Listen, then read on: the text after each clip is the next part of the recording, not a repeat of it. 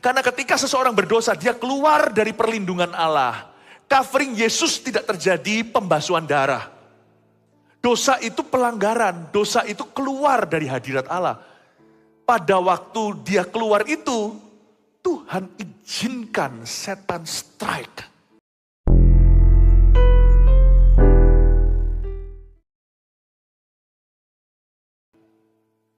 Selama kita masih hidup, kita harus ekspektasi berbuat salah lagi. Justru menurut saya harus divaksinasi di area penyesalan. Ketika hati kita itu kena satu virus yaitu penyesalan hati, penyesalan diri, janganlah kita lari. Hanya ada one way to go, hanya ada satu arah untuk pergi. Kalau kita berbuat salah atau kalau kita jatuh, atau ketika kita menyadari bahwa kita tidak sempurna, larilah ke Yesus. Yesus itu datang dalam daging dan darah supaya memahami darah dan daging. Dia sempurna bukan karena dia menuntut kita sempurna, karena ketidaksempurnaan kita, dia datang. Biarlah yang lemah berkata, "Ku kuat." Biar yang miskin berkata, "Ku kaya." Itu bukan kemakmuran materi. Itu bicara tentang kemakmuran iman, abundance of faith. When you stop having faith in yourself, bahkan ketika kita sudah gak percaya diri lagi, kita gak beriman pada diri sendiri, memang enggak sih. Tapi ada waktunya kita kehilangan kepercayaan sama sekali, kita krisis identitas lagi. Apalagi kalau kita barusan melakukan suatu kesalahan, lalu kita menyesali. Biasanya orang seperti itu sudah putus pengharapan, ingatlah untuk itu Yesus mati. Saya gak berkata ini silahkan gagal. Mari kita berbuat dosa secara sengaja, karena dosa itu ada konsekuensinya. Cerita ini juga bicara tentang konsekuensi yang tidak tanggung, yaitu matinya seorang bayi. Tapi meskipun saya tidak menyampaikan firman ini, supaya kita punya surat izin berdosa, saya juga ingin bicara kepada orang yang sudah jatuh dalam dosa. Janganlah putus asa. Tuhan masih percaya pada dikau, pada dirimu. Masih ada hari esok penuh pengharapan. Masa Philip jangan bicara tentang masa depan penuh pengharapan deh sama aku. Aku sudah gak percaya lagi itu untuk aku. No. Siapa bilang masa depan penuh pengharapan itu untuk orang yang tidak pernah berbuat salah? Untuk orang yang sempurna, masa depan penuh pengharapan kadang-kadang materi atau bahannya adalah masa lalu, bahkan masa kini yang hancur. Sekarang kita ini yang hancur belur, atau masa lalu kita yang babak belur itu bisa jadi bahan yang sangat jitu di tangan pejunan, tanah liat yang pecah serpihannya bisa menjadi periuk yang baru. Tuhan tidak pernah cari bahan mulia. Dia selalu pakai sampah dan dijadikan mulia. Makanya namanya kasih karunia, bukan usaha jeripaya manusia. Do not lose faith in God if you lose faith in yourself. Bahkan ketika Anda sudah kehilangan percaya akan dirimu dan janji-janjimu sendiri, Anda sadari bahwa itu semua janji palsu. Aku gak akan jatuh lagi, ternyata jatuh lagi. Sekalipun ketika Anda sudah gak bisa percaya sama sekali kata-kata yang keluar dari mulutmu sendiri, percayalah bahwa firman Tuhan ini benar dan tidak pernah gagal dalam hidup. Percayalah kepada Tuhan ketika Anda tidak percaya pada manusia lagi. Bahkan manusia membuat trauma, Anda kepahitan. Even if you don't believe in anyone anymore, bahkan ketika Anda tidak percaya kepada seorang pun lagi dalam hidupmu, bahkan ibumu pun tidak Anda percaya lagi atau orang tua, percayalah kepada Tuhan. Sebab Tuhan tidak pernah mengecewakan dan Tuhan tidak akan. Doa dalam penyesalan. Justru ketika menyesal itu beriman. Beriman pada Tuhan. Biarpun dagingku dan batinku habis lenyap, gunung batuku dan bagianku tetaplah Allah selama-lamanya.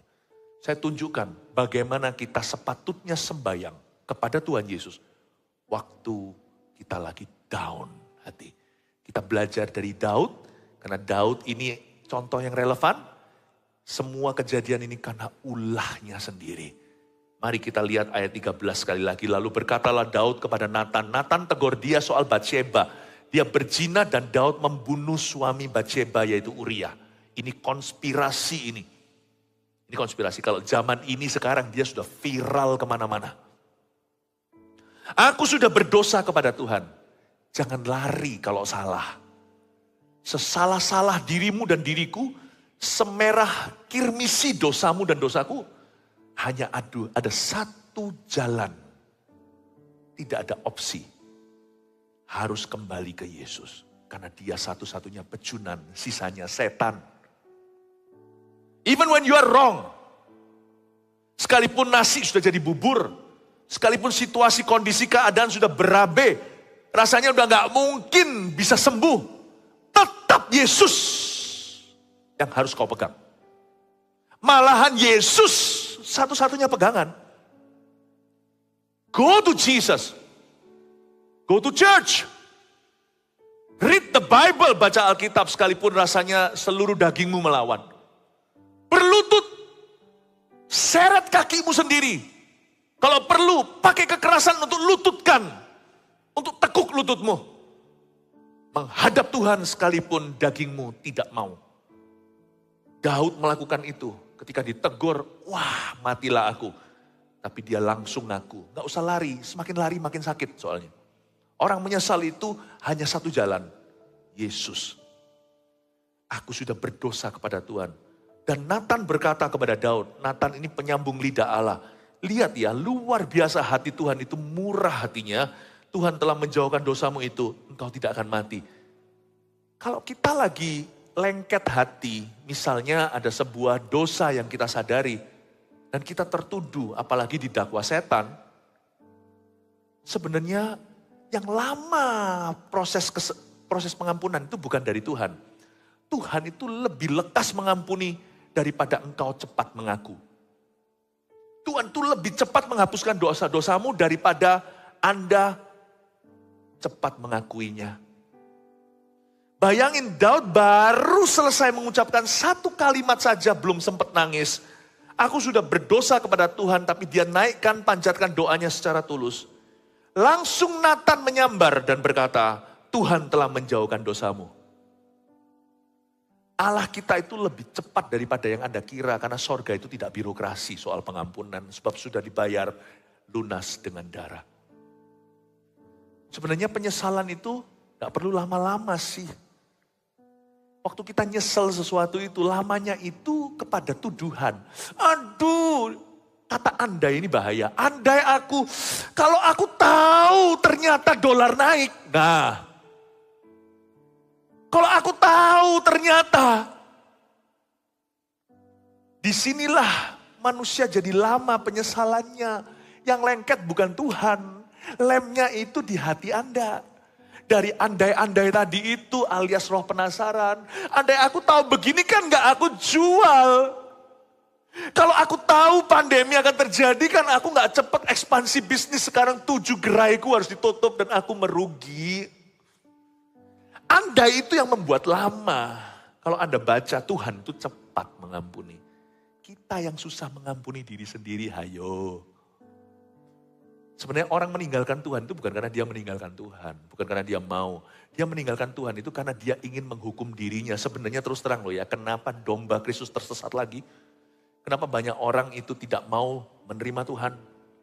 Itu karena mereka belum bosan untuk menghukum dirinya sendiri. Kalau orang itu siap untuk pengampunan, orang itu pasti siap untuk terima Tuhan. Anak Tuhan yang sudah salah, langsung lari dari hadirat Allah, muntung gak mau pelayanan, gak mau ke gereja, sebenarnya bukan Tuhan yang dia benci. Dia bisa umbar-umbar kebencian, tapi yang dia benci sebenarnya adalah diri sendiri. Do you know that haters hate themselves, not hating you? Seorang pembenci itu membenci dirinya sendiri. Tidak pernah dia membenci kamu, tidak pernah membenci Anda, tidak pernah membenci saya, tidak pernah membenci Tuhan. Itu hanya pelampiasan. Do you hate yourself? It's a sin, you know. Orang yang membenci dirinya sendiri itu dosa. Karena Tuhan tidak membencimu, Tuhan mengasihimu. Orang yang membenci dirinya tidak bisa diberkati. Karena Anda dan Tuhan tidak agree. Kenapa Anda membenci seseorang yang Tuhan kasih? Termasuk jikalau Anda membenci diri sendiri. Wong Tuhan mengasihimu kok, berarti kan gak setuju. Mana bisa diberkati kalau kita gak setuju sama Tuhan? Kalau Anda mau maju, mau move on, mau lanjutkan kehidupan dalam kemenangan, apalagi masa depan penuh pengharapan, first thing first, yang pertama dulu, sekolah dasarnya itu, berhenti membenci dirimu, berhenti lari dari hadiratnya, berhenti mundur dari iman, berhenti mundur kerohanian. Karena orang yang masih menghukum dirinya gak siap untuk Tuhan. Karena konflik batin sama Tuhan Yesus. Karena Tuhan udah mati dan mengampuni dia. Manusia itu sombong ya, udah salah masih menentang pengampunan. Orang yang sadar pengampunan lah yang akan masuk ke pintu pertobatan. Dia akan mencari pengampunan itu sekalipun diberi cuma-cuma. Daud dengan rendah hati berkata, aku sudah berdosa. Itu tok loh yang Tuhan mau. Itu aja yang Tuhan tunggu. Nathan langsung menyambarnya seperti halilintar. Tuhan telah menjauhkan dosamu. Daud belum titik langsung disambung. Engkau tidak akan mati. How good is your God? Tapi konsekuensi tetap jalan. Namanya orang sudah hamil loh, mau gimana? Walaupun demikian, nah ini konsekuensinya. Bukan berarti Tuhan masih murka. Tuhan tuh sangat masuk akal. Tuhan tuh sangat fair. Walaupun demikian, karena engkau dengan perbuatan ini telah sangat menista Tuhan. Pastilah anak yang lahir bagimu itu akan mati. For the wages of sin is death. Karena upah dosa ialah maut. Untung-untung Daud gak ngalami maut. Hanya kematian di bumi. Akan ada kematian. Mana ada ayat 15 Daud protes sama Tuhan? Enggak. Tapi Daud itu ngerti gimana berdoa saat dia punya hati dilanda penyesalan. Pasti berkecamuk di dalam hatinya. Karena Daud itu lembut hatinya. Orang ini disebut hatinya berkenan pada Tuhan. Berarti orang ini sekalipun raja, dia warrior, dia pejuang yang tangguh. Tapi kan dia berjuang lawan musuh. Tapi kalau sama bayi yang innocent itu gak salah, dia pasti merasa, oh ini gara-gara aku. Dia gak bisa terima dirinya. Tapi Daud tidak berhenti sampai tidak bisa menerima diri. Dia bangkit dari keterpurukannya. Sekalipun dia tahu hukuman tidak terelakkan, dia masih mencoba mengubah sebuah keputusan Tuhan. Maka ayat 15 dikatakan, kemudian pergilah Nathan ke rumahnya dan Tuhan, baca ini, Tuhan menulahi anak yang dilahirkan bekas istri Uria. Tuhan tidak pernah hit and run. Kalau Tuhan tabrak seseorang, dia tanda tangan. Jelas-jelas Tuhan berkata, ini kan firman Tuhan. Ini kan Roh Kudus yang tulis lewat tangan manusia. Jelas-jelas Tuhan ngaku, Tuhan yang menulahi anak itu. Gini ya dalam hidupmu ya, jangan dikit-dikit, Tuhan lagi hukum aku. Kalau Tuhan memang hukum, Tuhan pasti ngomong. Kalau enggak itu tuduhan setan, itu dakwaan iblis. Jangan dikit-dikit GR kita ke bawah, aku dihukum Tuhan. Waduh jangan-jangan aku dihukum Tuhan. Tuhan tuh enggak gitu, Tuhan tuh main depan, enggak pernah main belakang. Tuhan tuh terang-terangan, di depan dia beritahu dulu, aku akan hukum kamu. Saya enggak pernah surprise sama anak saya. Saya aja loh manusia jahat seperti Anda. Bisa jadi ayah baik kok. Saya beritahu, belum selesai nih. Pulang nanti, Daddy mau ngomong sama kamu. Kamu akan Daddy hukum. Di depan saya beritahu, jadi gak surprise.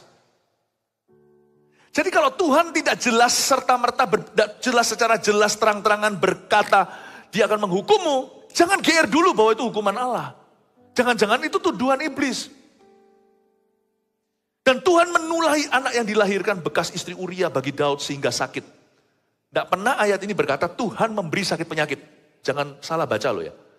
Tuhan menulahi tapi Tuhan tidak memberinya sakit penyakit. Kenapa bayi itu sakit? Karena ketika seseorang berdosa dia keluar dari perlindungan Allah. Covering Yesus tidak terjadi pembasuhan darah. Dosa itu pelanggaran. Dosa itu keluar dari hadirat Allah. Pada waktu dia keluar itu Tuhan izinkan setan strike. Pukul keluarga ini. Gak perlu Tuhan yang memukulnya karena Tuhan tidak memberimu sakit penyakit atau memberimu tulah. Artinya Tuhan menulahi itu artinya Tuhan cabut payungnya. Maka kena hujan tuh kepala. Setan itu sudah antri, Anda itu diinden sama kuasa gelap. Tahukah Anda diinden? Pernah nginden mobil, waduh limited edition atau edisi terbatas. Gak buatan banyak, semua orang lagi nginden itu. Atau tender untuk dapat. Setiap Anda itu ditender sama setan. Setiap kita itu diinden. Saya itu tahu. Apalagi jikalau kita itu melayani, apalagi jikalau kita dipakai Tuhan. Wah, jangan terjadi ya. Apa namanya biasanya apa orang gini? I-osan apa? Amin-amin jangan gitu ya. Kalau saya mundur dari Tuhan, saya tahu, bukan GR nih. Setan-setan yang pernah saya usir dari kehidupan orang itu sudah antri. Panjang sekali seperti ular untuk bunuh aku. Udah pasti. Gak usah Tuhan sendiri yang bunuh saya. Saya keluar aja dari payung Tuhan, saya pasti terbunuh. Tahukah Anda? Jadi hari ini kalau Anda jatuh dalam dosa, kita buat salah, lalu kita gak mati. Itu masih ada perlindungan ilahi. Cepatlah bertobat, anggaplah kesabaran Tuhan kesempatan bagimu. Bukan untuk berdosa, kesempatan untuk berbalik arah. Tahukah setan benci orang-orang umat percaya? Anak-anak Tuhan.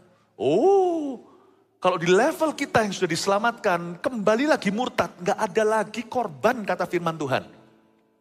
Yang pernah mengecap kasih karunia sorga, karunia ilahi, lalu habis itu dia menyalibkan Tuhan untuk kedua kali. Atau menginjak lagi darah kasih karunia, tidak akan ada lagi penebusan untuk dia. Maksudnya, di level kita ini yang sudah merasakan kasih karunia Roh Kudus. Lalu kalau kita murtad lagi, boro-boro bisa kembali. Itu bukan lagi levelnya setan mencuri. Sudah bukan lagi setan membunuh, sudah membinasakan. Semakin akhir zaman itu semakin ngeri. Orang murtad susah kembali. Mungkin zaman tahun 1950 masih bisa. Tahun 2000 sekian puluh sekarang ini sudah lain ini. Dunia ini udah lain. Dosa itu gampang banget. Zaman dulu minimal tangan kiri, tangan kanan ada visanya, dulu ada imigrasi, sekarang kiri kanan gak bisa bedakan. Benar disebut salah, salah disebut benar. LGBT dan sebagainya. Dunia ini sudah gak tahu ke arah mana. Jadi sebenarnya orang-orang seperti kita, kalau kita buat salah sekali aja harusnya capital punishment, pasti sudah mati. Kalau kita masih bisa kembali kepada Tuhan, ya ampun pahami itu. Malaikatmu itu, ini kiasan saja nggak sungguhan. Kalau mata rohanimu dibuka, Anda akan kelihatan malaikat Anda yang babak belur. Andanya fine-fine saja. Cepat balik ya, jangan tunda-tunda. Kalau Anda menyesali sesuatu, cepat berbalik arah. Bawa ke Yesus karena dia satu-satunya pejunan. Lebih dari itu, yamu adalah ya, tidakmu adalah tidak. Di tengah-tengah adalah setan. Waktu saya baca ini, saya melihat, wow Tuhan. Tuhan menulai anak itu. Tuhan tidak pernah memberi dia penyakit. Tapi waktu Tuhan cabut payungnya, boom, langsung dibunuh. Makanya saya tidak mau tahun 2023 saya on and off. Nggak mau. Saya mau tetap jalan tiap bulan, tiap minggu sama Tuhan, saya mau langganan. Saya nggak mau cabut, pergi saya nggak mau panas, dingin. Saya sama Tuhan mau berapi-api. Ayat 15. Kemudian pergilah Nathan ke rumah, oh sudah tadi ya, ayat 16 maksudnya. Lalu Daud memohon kepada Allah. Ini dia kuasa permohonan, katakan kuasa permohonan. I love it. Daud itu mengenal hati Tuhan, sekalipun dia salah dia tahu mungkin aku masih bisa mengubah 1-2 keputusan. Lalu Daud memohon kepada Allah oleh karena anak itu. Dan ia berpuasa dengan tekun, dia pakai puasa ya. Jenis ini gak bisa diusir dengan doa dan puasa, dia pakai puasa. Berarti ini sudah doa dosis tinggi, bukan dosis rendah. Ia berpuasa dengan tekun. Dan apabila ia masuk ke dalam, semalam-malaman itu ia berbaring di tanah. Jadi paling tidak dia itu berbaring di tanah itu 6 jam. Pernah doa 6 jam? Daud pernah. Karena dia menyesali sesuatu, dia gak mau tinggalkan hadirat Allah. Daud mungkin mau niru Yakub. Aku gak akan lepaskan dikau sampai engkau memberkati aku dan mengubah namaku dari penyesalan menjadi masa depan. Yaitu mengubah namaku dari seorang penipu, Yakub, menjadi Israel yang bergelut dengan Allah dan menang. Daud coba 6 jam. Dahulu saya pernah membuat salah waktu saya masih sekolah Alkitab. Saya murtad dari Tuhan hampir lah ya. Saya berdoa semalam-malaman berbaring seperti itu. Tahu nggak Tuhan itu keras loh. Kalau dia bisa lembut sama engkau, sama Anda, itu jangan remehkan. Kalau macan atau singa itu bisa ambil pada punuknya anak macan itu lehernya ditarik gitu di kulitnya. Mulut yang sama itu bisa robohkan kerbau Afrika. Kalau Allah lembut sama Anda itu karena dia memilih begitu. Ternyata Tuhan itu keras. Enggak ya enggak. Saya kasih bocorannya yang kita baca tadi. Tetap mati. Sana mau jengking semalaman. Mau puasa pun. Tuhan bilang mati ya mati. Tidak bisa dihidupkan. Jadi ayat itu, lagu itu, jikalau kau yang membuka pintu, siapa yang bisa menutupnya? Jikalau engkau mengangkat aku, siapa bisa menurunkan itu? Aplikasi berkat untuk kita itu enak. Wah, kita dibela. Tapi kalau kita yang dihukumnya, gak enak. Kalau Tuhan tutup pintu, cobalah buka pakai setang apapun juga, Anda akan gagal. Kalau Tuhan menurunkan kita, mau naik pakai tangga pun akan ada ular menarikmu ke bawah. Tahu mainan ular tangga? Saya baca di sini itu Tuhan keras. Kini aja Tuhan tidak bergeming. Tapi kenapa Daud coba ya? Coba bayangkan. Udah tahu salah nggak tahu diri. Kenapa dia sudah tahu dirinya salah kok masih coba-coba? Inilah hati orang yang berkenan pada Allah. Sekalipun waktu dia salah pun, waktu dia down atau menyesal atau dipenuhi penyesalan. Dia tahu di hati Tuhan itu ada titik terang. Ingat ya, dia terang dunia. Berarti di hati Yesus selalu ada titik terang untukmu. Dalam kegelapanmu yang paling parah, yang paling pikak pun, yang paling gulita, ingat ya, selama kita punya confession of faith atau pengakuan iman Yesus adalah terang dunia, berarti di dalam hati Yesus, kapanpun, seterpuruk apapun hidupmu, sesalah apapun, ingatlah, di dalam hati Yesusmu juru selamatmu itu, selalu ada titik terang bagi hidupmu. Selalu ada. GR lah. Daud GR. Kalau bukan karena dia super kenal sama Tuhan, dia gak akan berani. Dia tahu bahwa his God is merciful. His God still had mercy, some sort of mercy for his life. Allahnya masih punya semacam kasih karunia, anugerah bagi dirinya. Masih ada. Dan Daud tahu itu. Kalau lagi nyesel sesuatu, masuklah ke hadirat Allah. Percayalah, ada bedanya orang yang masuk waktu menyesal dan orang yang memilih untuk tidak masuk ke hadirat Allah saat hatinya menyesali sesuatu. Ada perbedaannya. Kalau kita smart, bukan mempermainkan Tuhan atau memanipulasi, Tuhan itu keras. Tapi kalau kita smart, kita tahu Tuhan itu juga lembut. Gimana pun juga Tuhan tidak akan membunuh, membinasakan anaknya sendiri. Jadi kalau kita menyesali sesuatu, saya bisikin jangan beritahu Yesus. Tuhan Yesus kalau saya yang ajari ya. Masuklah ke hadiratnya. Kalau perlu dengan kata-kata penyesalan dan air mata. Saya gak berani menjamin. Karena saya gak bisa tekak-tekuk Tuhan. Tapi mengenal beliau puluhan tahun ini dari firman dan dari pengalaman. Saya tahu ada bedanya orang yang masuk dengan yang gak masuk ke hadirat Allah. Saat dia menyesali sesuatu. Ada perbedaannya. Saat penyesalan masuk hadirat Allah dan tidak masuk itu perbedaannya bisa langit dan bumi di ujungnya. Jangan pernah remehkan small mercy. Jangan pernah remehkan kasih karunia yang kecil kalau Anda bangun jembatan. Dari sebelah sini tuh makanya ada orang yang keker-keker gitu tuh jangan dianggap mereka itu lagi lihat burung. Kalau lagi ada konstruksi atau bangunan jalanan misalnya ada yang keker-keker itu lalu mereka pakai topi konstruksi. Itu mereka itu ukur. Sebab kalau di sini miring 1 mili, kalau jembatan itu panjang kilometeran, ujung sana itu bisa mencong begini, nggak ketemu. Itu mobil-mobil bisa jatuh. 1 milimeter di sini, bisa kecelakaan di sana. 1 milimeter di sini, kalau itu pas, itu bisa nyambung jembatan. Small mercy. Waktu hatimu rasanya, aduh tahu gitu, ya sudahlah. Kalau memang harus lose, ya lose. Kalau memang sudah lost, ya lost. Kalau memang itu sudah jadi kehilanganmu, ya kehilanganmu. Kalau itu jadi konsekuensi, tanggunglah konsekuensi. Tapi kejar satu titik mercy, titik terang 1 mili. Kejar itu. Karena nanti ujungnya 20 tahun dari sekarang, cara Anda menghandle penyesalan dengan menghandlenya asal-asalan akan membuat perbedaan 20 tahunmu kemudian sampai anak cucu jembatan rencana Allah nyambung atau tidak. Atau mencong semuanya. Orang kan begitu kalau sudah menyesal, ya sudah salah ya sekalian. Sudah kadung jebur sekalian berenang. Berenang dalam dosa malahan. Biasanya orang itu gitu, all or nothing. Aku udah salah sedikit, sekalian aja udah. Udah ngerokok sekalian narkoba. Aku udah sekali salah berzina, wah sekalian aja kalau gitu terus menerus zinaku. Kulanjutkan sebagai langganan kalau perlu wanita itu kujadikan simpanan atau cowoknya yang jadi simpanan zaman ini emansipasi. Beda, zina sekali dengan 2 kali itu beda. 2 kali dengan 4 kali itu beda. Kalau bisa jangan berzina, tapi kalau sudah terjadi sekali, itu beda.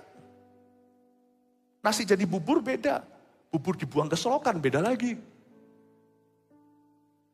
Penyesalan itu bukan akhir segala sesuatu. Bahkan kesalahan itu bukan kiamat bagi orang percaya. Kalau kita bisa berdoa melewati lembah penyesalan, rasanya tahun depan apapun Anda bisa bangkit deh. Apapun Anda akan tetap diberkati oleh Tuhan. Coba lihat dari si ini ya. Maka datanglah ayat 17 kepadanya para tua-tua yang di rumahnya untuk meminta ia bangun dari lantai. Tapi ia gak mau. Wah dia gak mau. Juga ia tidak makan bersama-sama dengan mereka. Dasar raja kan, raja itu kan berprinsip. Tapi raja ini kebentur dengan raja di atas segala raja yang jauh lebih berprinsip. Dan pada hari yang ke-7 matilah anak itu. Mati, dead. Kira-kira Daud ngamuk enggak ya? Ya sudah, kalau gitu sekalian aja aku jadi ateis. Sekalian aja aku jadi sekuler. Orang kan biasanya gitu.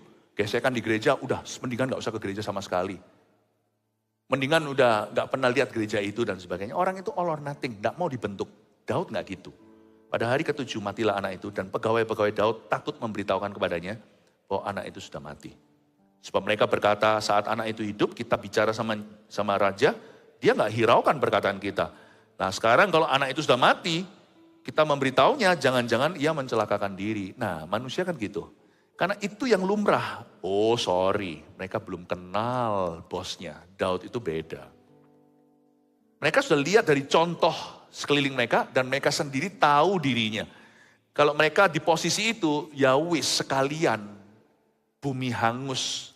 Saya nggak mau kalau kebakaran sekalian. Misal ini orang itu kayak gitu penyesalan. Punya baju baru kena kecap. Aduh, buang sekalian. Ada sedikit noda. Orang itu kan perfeksionis banyak. Maunya semua sempurna. Sekali dia ada celah, atau hidupnya nggak tentu itu salah atau dosa. Hidupnya ada sesuatu yang nggak sesuai rencananya, langsung muntap. Berapa banyak di antara kita juga begitu. Wah sudah perfect rasanya holiday-nya atau liburan. Lalu ada sesuatu terjadi, wah marahi semua orang, dituding, disalah-salahkan. Aku maunya tadi begini-begini terus referensi ke belakang. Mestinya ini sempurna loh, mestinya. Udahlah, mendingan yang gak sempurna daripada makin tidak sempurna, paham maksud saya. I think it's best to stop at some point.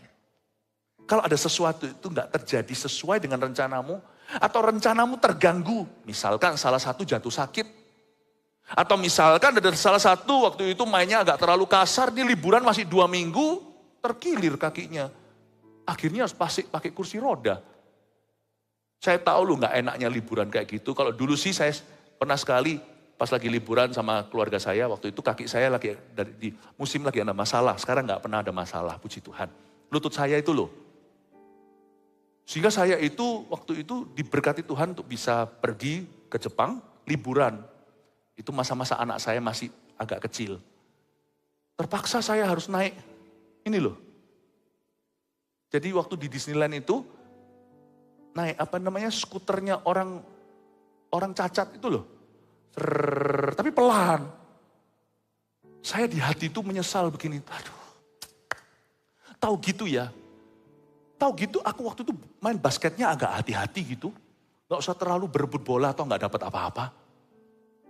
Kenapa aku lawan remaja-remaja yang main sama saya? Ya kalah usia lah. Padahal masalah kaki saya itu bukan karena olahraga. Memang ada masalah. Duri dalam daging saya. Pikiran saya itu berkecamuk. Saya rasa itu juga setan campur tangan. Memberi saya benih-benih penyesalan supaya saya nggak enjoy life. Waduh, lalu setan bisa utus orang lain loh. Tiba-tiba ada anak kecil pakai stroller. Hina saya. Soalnya kita selevel. Dan jalannya, saya langsung kebut. Saya pakai nomor 4. Langsung pelan sekali. Anak itu di seluruh dunia, ecehan anak itu lagunya sama. Tidak tahu dari mana siapa yang ajari. Mau di Amerika, Afrika, sampai Asia, semuanya begini. Na na na na na. Saya nggak bisa. Gregetan aku. Nyesel aku, mulai nyeseli ini, nyeseli itu. Tahu gitu dulu waktu saya lebih muda lah. Apalah kolagen apa, nggak tahu apalah lututnya gimana. Nggak mau gini. Terus Roh Kudus bilang seperti ini. Kamu mau gini terus sampai akhir liburanmu? Atau kamu mau melihat perkara baik di dalamnya? Stop menyesali karena masih ada masa depan. Kamu masih ada 1,5 minggu bersama dengan family. Kamu itu nanti akan lebih sibuk lagi tahun-tahun ke depan. Kenapa kamu nggak nikmati? Ya Tuhan, aku diece sama anak itu, ya nggak apa-apa. Tapi saya ketemu anak itu lagi waktu antri. Jangan lupa, saya ada pesnya handicap. Orang cacat. Jadi kita nggak masuk antri, kita masuk pintu depan. Saya gantian. Saya bawa seluruh keluarga saya ikut masuk ke sana. Karena saya satu orang ini, saya ini jadi maskotnya. Satu kampung bisa ikut sama saya. Kita lihat Mickey Mouse dan sebagainya. Dan menjadi masa-masa yang saya sangat nikmati. Saya dimanja sama keluarga saya. Anak-anak saya selalu jaga daddy, bisa ambilin apa, bisa ambilin ini. Wah, saya sebagai raja. Gak sakit pun saya ngaku-ngaku sakit. Wah, saya jadi raja. We have had our best time together. Mau isi hidupmu dengan penyesalan, atau mau lihat yang baik di dalamnya? Ya sudahlah, kalau sudah jadi ya jadi, mau apa?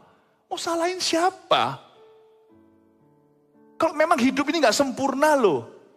Kalau gitu kan mestinya gini-gitu. Manusia itu kan maunya semua, kalau enggak sama sekali. Jangan begitulah.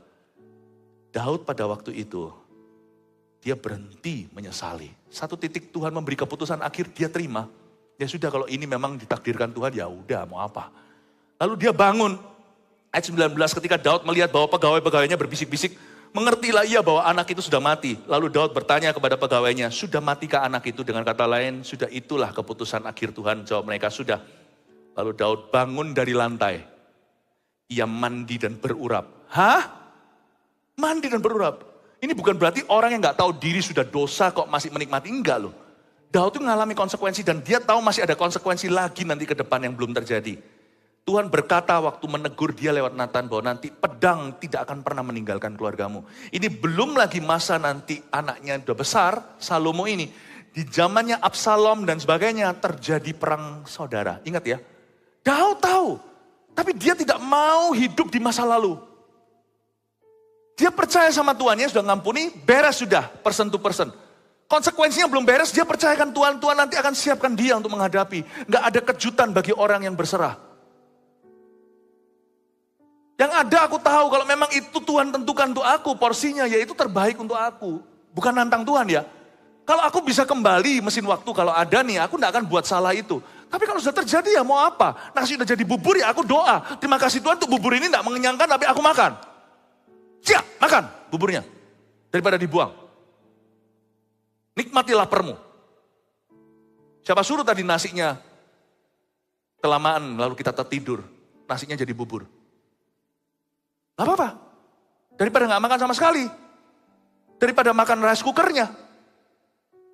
Mendingan makan buburnya. Daud itu, I admire this person. Orang ini real. Kalau orang gak pernah salah gitu, gak ada dosa, sempurna hidupnya. Saya gak maulah baca bagian itu di Alkitab. Karena saya bisa belajar apa dari dia membuat saya iri aja, cemburu. Tapi Daud ini, saya belajar sesuatu. Ini orang hebat ini. Dia tahu dosanya. Dia tahu hukumannya. Tapi dia tidak mau hidup dalam roh penyesalan. Dia move on sama Tuhan. Dia lanjutkan. Mengertilah ia bahwa ia sudah mati. Kata mengerti itu spirit of understanding. Bukan hanya pemahaman, informasi. Dia udah mati. Dia udah tahu kok. Mereka bisik-bisik. Daud udah curiga. Daud sudah sure, udah pasti. Ini anak udah mati. Tapi kata mengertilah ia itu. Dia punya spirit of understanding. I love the soul of David. He has a beautiful soul. Dia punya jiwa yang sangat indah. Bukan positive thinking. Orang ini punya rasa aman dalam Tuhan. Bahkan ketika dia dalam sebuah penyesalan. Lalu Daud bangun dari lantai, mandi, berurap, bertukar pakaian. Ia masuk ke dalam rumah Tuhan dan sujud menyembah. Lihat, langsung lapor sama Tuhan, ceklok lagi ke Tuhan. Ya Tuhan, udah kita gak ngomong soal itu. Coba ya, kita kalau doa itu ngomong itu melulu sama Tuhan Yesus. Itu melulu, ya kan? Terus lengket di situ. Daud itu enggak, sudah ya sudah, mari ya mari. Dia masuk ke hadirat Allah, sisanya hanya menyembah. Dia berkata, Tuhan sudah, it's clear. Dia gak singgung lagi. Tuhan gak suka digituin, Musa aja gak begini. Musa itu terus ungkit-ungkit nyesel, aku kok gak bisa masuk. Udah, coba baca di perjanjian lama. Tuhan berkata, udah aku gak mau ngomong soal itu lagi. Musa diam, Musa mati. Ribuan tahun kemudian, Tuhan menyesal. Bukan karena Tuhan berubah atau pelin-pelan. Tuhan tuh sayang kita. Tuhan tuh tahu sendiri kapan mengembalikan. Musa itu masuk loh tanah perjanjian. Masuknya gak tanggung, bukan sama Yosua, sama Yeshua, sama Tuhan Yesus. Musa sama Elia, ingat di gunung itu transfigurasi? Musa masuk akhirnya. Bukan sama bangsa Israel, tapi sama rajanya Israel. Jangan hidup dalam penyesalan. Tuhan tahulah apa yang Anda eman dan sayangkan. Tuhan itu bisa kembalikan. Tapi kalau penyesalan itu membuat kita itu hidupnya gak fokus ke Yesus. Fokus ke diri. Fokus ke I should have had, seharusnya aku miliki. Seharusnya aku punya ini, seharusnya gak begini. Seharusnya. Gak usah lihat ke belakang lagi. Daud bangun. Dia masuk ke rumah Tuhan dan sujud menyembah. Sesudah itu pulanglah ia ke rumahnya. Dan atas permintaannya dihidangkan kepadanya roti lalu ia makan. Berkatalah pegawainya kepadanya, apa artinya hal yang kau perbuat ini? Dan oleh karena anak yang masih hidup itu engkau berpuasa begini, tapi waktu dia mati, kamu bangun bertindak seolah-olah tidak ada apa-apa. Raja Baginda saya tidak mengerti, ayat 24. Kemudian Daud menghibur hati Batsheba. Wow. Gak pernah Daud itu gitu. Daud itu playboy sebelumnya. Sama Batsheba itu cuma mau bodinya. Maaf ya. Memang ceritanya sudah terlanjur nih. Uria udah mati, Batsheba udah jadi janda. Zaman itu juga janda susah untuk melanjutkan hidup kalau tidak ada yang meminangnya. Daud menghibur hati Batsheba. Ini Daud yang beda. Waktu dia jatuh sama Batsheba bukan begini. I just want your body. Sekarang Daud peduli sama perasaannya. I see a different David. Orang ini sudah belajar dan lulus kuliah. Kuliah dia bayar sangat mahal. Lebih mahal dari kuliah di luar negeri adalah bayar dari kesalahanmu di masa lalu. Tapi dia membayarnya. Ia menghampiri perempuan itu dan tidur dengan dia. Kalau dulu nafsu, saya rasa saat ini, dia sudah menjadi seorang pria yang mengasihi wanita dengan sungguh-sungguh. Dan perempuan itu melahirkan seorang anak laki-laki, lalu Daud memberi nama Salomo kepada anak itu. Heran saya, mestinya Tuhan tetap benci Salomo ya. Tuhan itu tidak bisa benci selama-lamanya. Tuhan tidak pernah membenci sama sekali malahan. Malahan dikatakan Tuhan mengasihi anak ini. Kata Tuhan mengasihi anak ini, seperti Tuhan ingin menunjukkan ke Daud, I am still loving your future. Please love your future too. Tuhan seperti mau bicara, bagi Tuhan lo bedanya apa Salomo sama kakaknya? Tuhan itu cinta semua bayi lah. Kata Tuhan mengasihi anak itu, bukan anak itu sesungguhnya yang Tuhan kasih. Tapi masa depan Daud dan tatanya. Isn't God beautiful? Anak yang mati itu saya yakin sudah ada bersama dengan Tuhan. Anak yang baru ini Salomo ketika dilahirkan. Bedanya apa sih anak sama aja yang membuat Musa itu tampak cantik. Elok di mata Allah. Itu karena iman mamanya ya kan. Anak tetap anak lah. Dua-dua Tuhan yang ciptakan 9 bulan. Tapi kenapa Tuhan berkata Tuhan mengasihi anak ini? Melalui anak ini Tuhan hendak berkata kepada Daud, I still love your future. Sekalipun kamu buat salah, nanti ada hukuman menanti, I'm still loving your future. I'm not done with you. Aku belum selesai dan kamu belum game over. Aku masih mengasihi masa depanmu. Hai Daud, kasihilah masa depanmu juga. Dan Daud turut serta dalam sukacita Allah.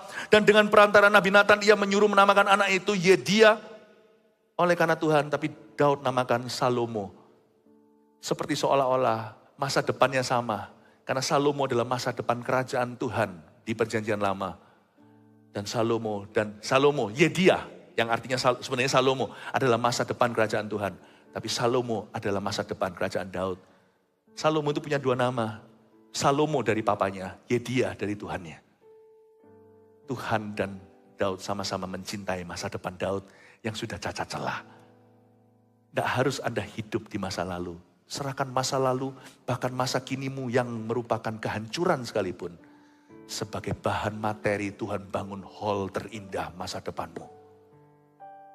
Batu-batu untuk bait suci itu tidak dibuat dari batu-batu marmer indah atau granit. dibuat dari batu yang sama yang diruntuhkan oleh Nebukadnezar. Batu yang runtuh dari kerajaan Salomo itu, dari batu itu dibangun bait suci zaman Nehemia dan Ezra. Saya beritahu, God is not interested. Tuhan tidak terkagum-kagum dan tidak minat dengan bahan-bahan yang bagus. Tuhan suka sekali dengan bahan apa adanya dari hidupmu yang diserahkan ke Yesus. 3 poin ini saya berikan kepada Anda, bawa pulang ke rumah sebagai pegangan, jaga-jaga jikalau ada 1-2 penyesalan yang harus Anda selesaikan. Doa dalam penyesalan dan menuai masa depan penuh pengharapan, number 1. Bahwa semua penyesalan kehadirat Tuhan, sebab itulah satu-satunya jalan. Emangnya ada jalan lain gitu? Ingat ya, jalan lain semuanya merek setan. Brandnya aja beda-beda. Tuhan hanya satu jalan, sempit jalannya. Sesulit apapun, bawa ke Tuhan. Anda nyesel apa? Bawa ke Tuhan.